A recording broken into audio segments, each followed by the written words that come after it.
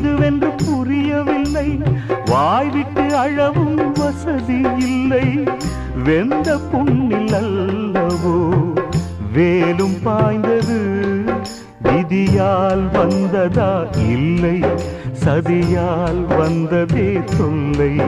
விதியால் வந்ததா இல்லை, சதியால் வந்ததே தொல்லை.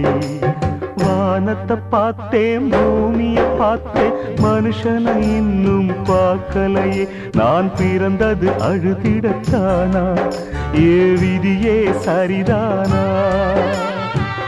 தங்க என்னும் தங்கம் இங்கே தீயில் வேகும் இப்போது. கண்கள் சிந்தும் கண்ணீராலே எந்த தீயும் அணையாது.